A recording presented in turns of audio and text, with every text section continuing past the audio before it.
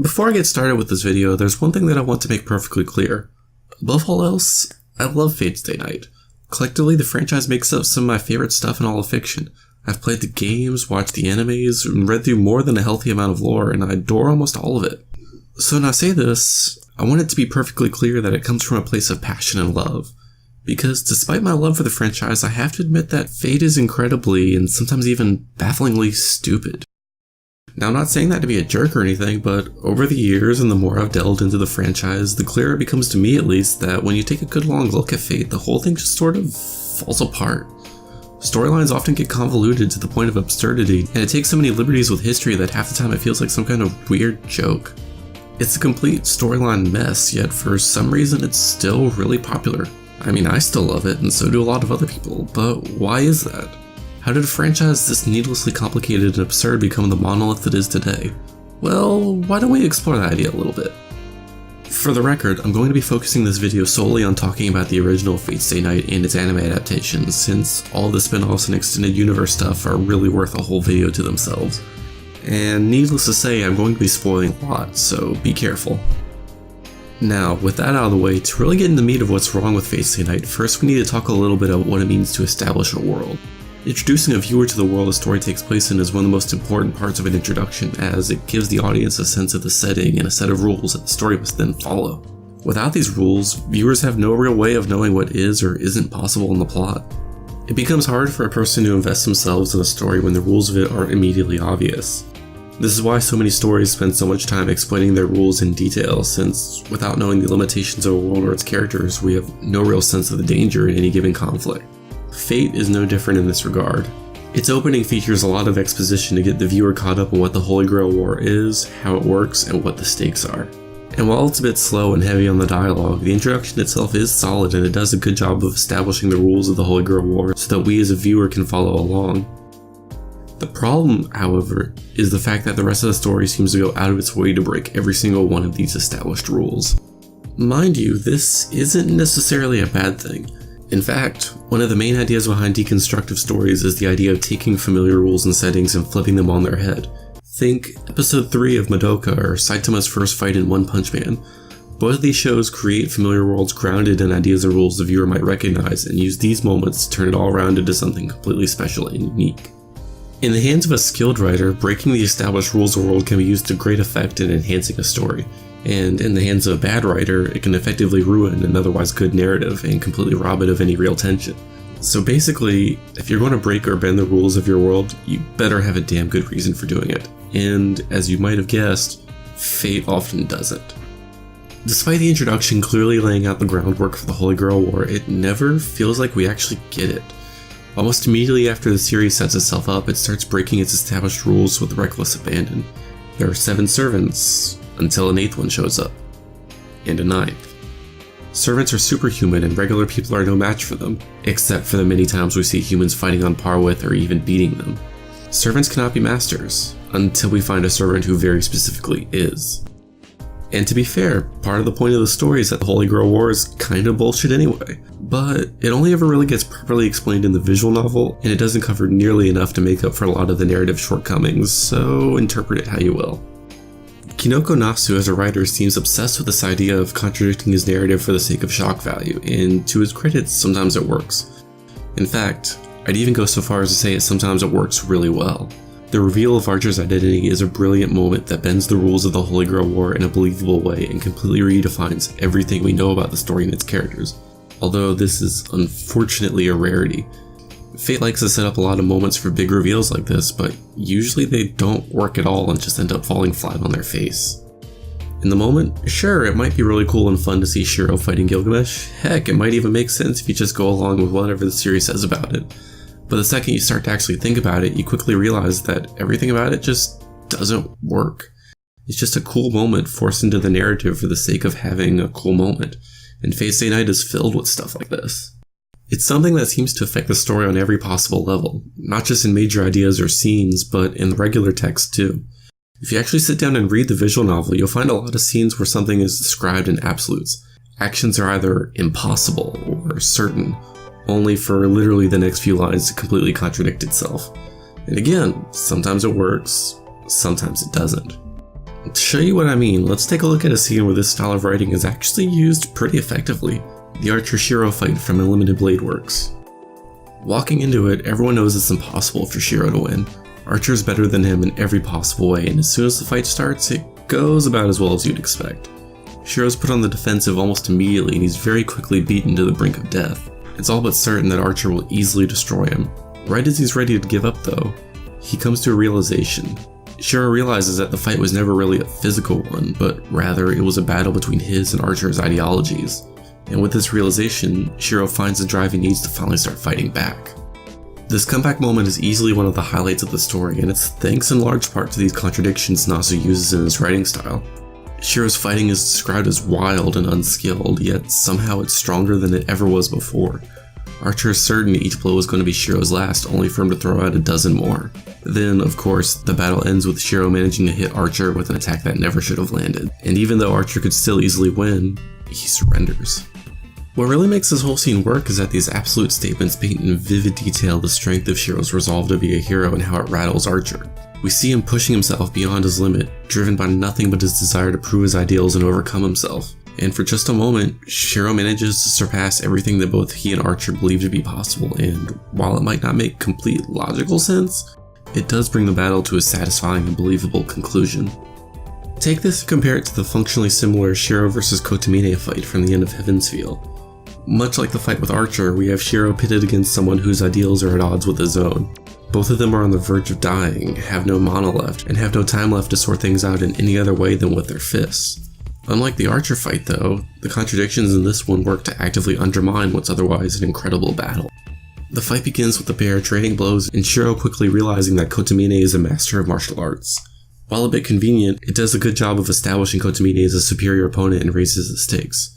It paints him as a seemingly insurmountable final obstacle for Shiro where, despite everything he's been through, his enemy still somehow has an edge over him. Not to mention it's well in line for Kotomine's character that he'd be skilled in hand-to-hand combat in the first place given his background. It's the perfect setup for a final boss fistfight in a story like this. Or at least, it would be if Kotomine actually knew martial arts.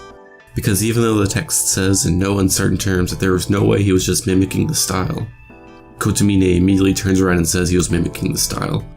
Because it makes him look tougher, I guess?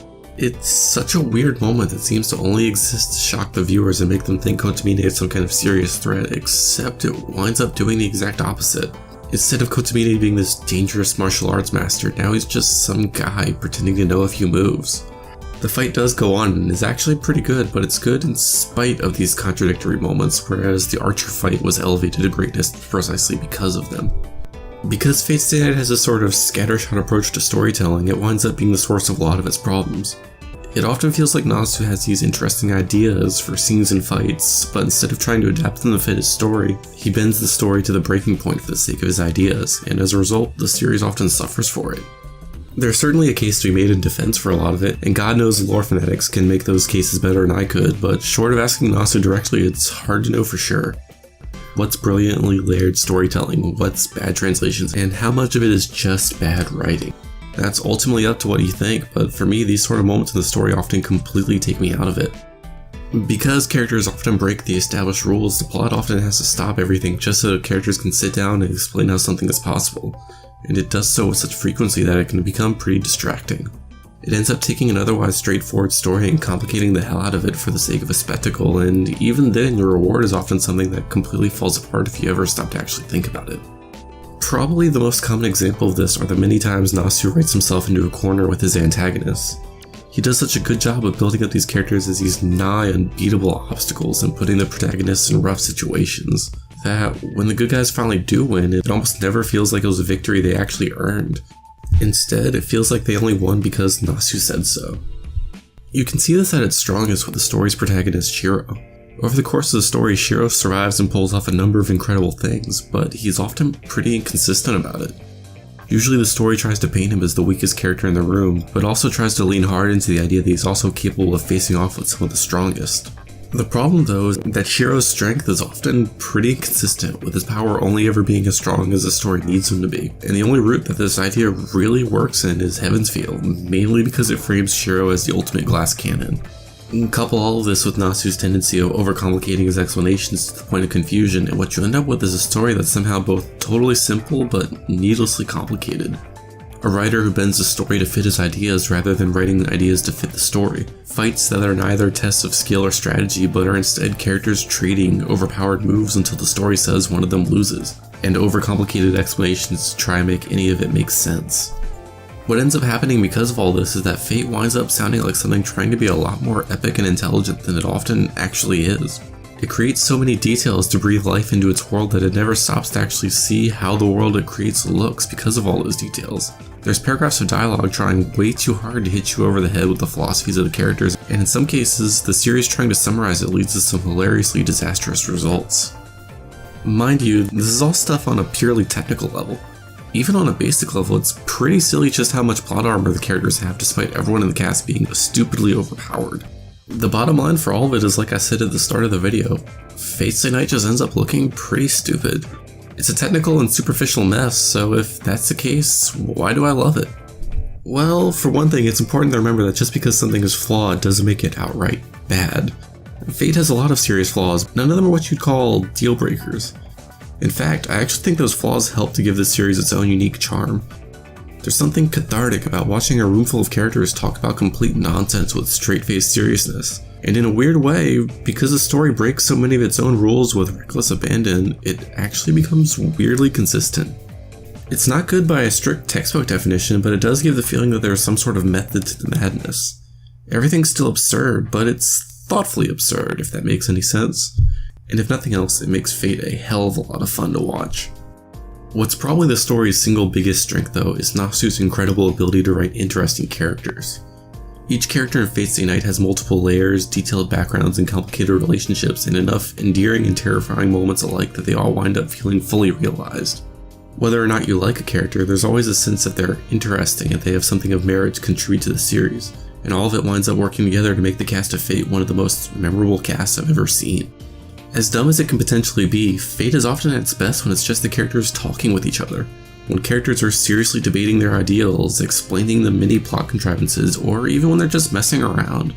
The story may bend heaven and earth to get two characters in a room together, but when it does, you can almost always expect to get something good out of it. And to be fair, while the writing does clearly think it's a lot smarter than it actually is, and it can be incredibly heavy-handed, there are a lot of admittedly thoughtful and interesting ideas brought up through these characters. Like him or hate him, Shiro's journey across the different routes as he tries to become a hero are fascinating and they give a lot of food for thought. Same with the servants. Almost every servant brings up some interesting discussion or idea or worldview with them, and despite many of them not having a lot of screen time, they always do feel like people who stepped right out of myth. Like they're people with these really complicated stories and we're only ever seeing one side of them, and Nasu capitalizes this at every possible chance. There's a lot of little moments that hint at something more than we ever get to see in the story, whether it's how Lancer often expresses frustration at being forced to fight dirty, or how Castor demonstrates a genuine love for her master despite everything, or even how a hulking brute like Berserker seems to have a sincere bond with Ilya. These are all little things that don't affect the plot, but because they're there, they give these characters that little bit of added depth that cast almost everyone in Fate Stay Night in a new light. The story is still complete nonsense, but with well-written characters and interesting ideas, even nonsense can be made enjoyable, and that's something Fate takes full advantage of, I think. I mean, I generally like the franchise's stories despite their flaws, but what has me coming back to it are the characters in these stories. I rewatched Fate Zero for scenes like the King's Banquet. I was fascinated by Fate Extra because of the interesting servants I got to meet. I've even been putting up with Fate Apocrypha almost exclusively because of Mordred. Despite everything, Fate's always had really solid characters, and that can make up for a lot. In fact, I think that's precisely why the more character-driven stuff like Fate Go is as popular as it is. And yeah, the fights are meaningless spectacles when you get right down to it, but damn if they aren't some of the hypest scenes you'll find. It's a lot of dumb fun in that sort of childish, bashing your toys together kind of way, and some of the powers on display are so absurd that they actually end up being pretty awesome. Lancer has a spear that reverses cause and effect so that you automatically die. Gilgamesh has every weapon that ever existed. Assassin doesn't even have powers, he's just literally that good. It's all silly and it ends up creating a cast of some of the most ridiculously powerful characters out there, but at the same time it's hard to hate it because it's fun. Does all this excuse the major problems Fate has? Well, that's up for you to decide, but I think no, not really. In the end, I still genuinely think that the positives still outweigh the negatives, but the negatives do exist, and for a lot of people that can be a serious turnoff. Part of the reason I made this video is because I've lost track of the number of times I've talked to lore nerds who defended the series and got upset whenever I pointed out its many flaws. They're always quick to act like it's some kind of perfect masterpiece beyond criticism, and in my opinion, taking Fate that seriously kinda misses a lot of what makes it enjoyable. I mean, making fun of how stupid Fate can be at times is pretty much the entire reason stuff like Carnival Phantasm exists, and Carnival Phantasm's great. Though, on the flip side, I also think that hating on the series because of its more nonsensical moments doesn't give it nearly enough credit for the things it does well. Maybe you do think Fate is beyond reproach. Maybe you think it's some incredible story and I'm some mean guy for criticizing it who needs to really study up on the lore more. Or maybe you think it's the single most idiotic, overrated thing out there. If you do, power to you. You do you. But for me, Fate has always been a series I've loved because I adore what it does right and I can appreciate what it does wrong. It's almost like a gift that keeps on giving. The more Fate stories I see and the more lore I uncover, there's always some new silly thing to poke fun at or some interesting new character or discussion to sink my teeth into. It's the sort of engagement that always has me coming back for more, always has me revisiting the games or watching the shows even years after the fact. Because despite everything, Fate is genuinely brilliant. And it's stupid. And that's why I love it.